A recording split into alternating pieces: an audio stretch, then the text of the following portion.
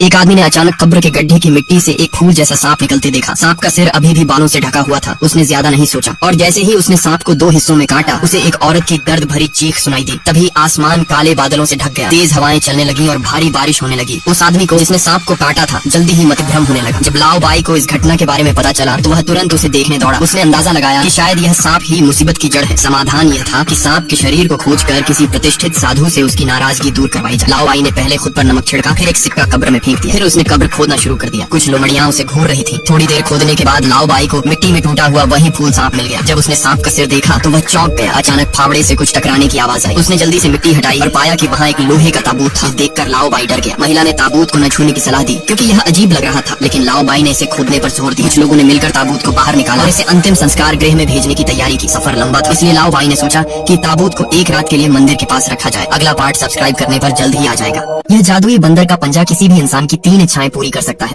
लेकिन हर इच्छा पूरी होने पर पंजे की एक अंगुली मुड़ जाती है और एक नए मालिक से मिलने पर ही तीनों उंगलियां फिर से खुलती हैं। एक बूढ़ी महिला ने इसे पाने के बाद अपने परिवार को अमीर बनाने की इच्छा की और अगले ही दिन वो सीढ़ियों से गिरकर अपनी गर्दन तोड़ बैठी। लेकिन उसके मरने के बाद उसके पति को बीमा का काफी पैसा मिला और परिवार सच में अमीर हो गया। लेकिन अपनी पत्नी की मौत से पति को जीना तक मुश्किल लगने लगा। इसलिए पत्नी को वापस लाने के लिए पति ने उसके दफन के बाद उस जादुई बंदर के पंजे को निकालकर अपनी पहली इच्छा मांगी। लेकिन अगले सेकंड में कुछ अजीब सा हुआ। घर की लाइटें अचानक झपकने लगी। उसने सच में पत्नी को आवाज में चिल्लाते हुए सुना। लेकिन अजीब बात यह है कि उसने घर के हर कोने में ढूंढा और अपनी पत्नी को नहीं मिला। केवल आवाजें सुनाई दे रही और कोई दिखाई नहीं दे रहा था। उस रात बूढ़ा आदमी अपने घर के श्मशान घाट में काम कर रहा था। तभी अचानक पीछे की ताबूत बिना किसी कारण बंद हो गई। वह जल्दी से आगे बढ़कर देखने लगा, लेकिन जैसे ही उसने मुड़कर देखा, उसने अपने मरी हुई पत्नी की परछाई देखी। यह समझते हुए कि उसकी पत्नी शायद फिर से जिंदा हो गई है, वह तुरंत कार लेकर कब्रिस्तान पहुंचा और अपनी पत्नी की कब्र खोदने के लिए फावड़ा उठा लिया। लेकिन जैसा कि उम्मीद थी, खुदाई के बाद उसने सच में ताबूत में पत्नी की रोने की आवाज सुनी। उसे डरा कर उसने जल्दी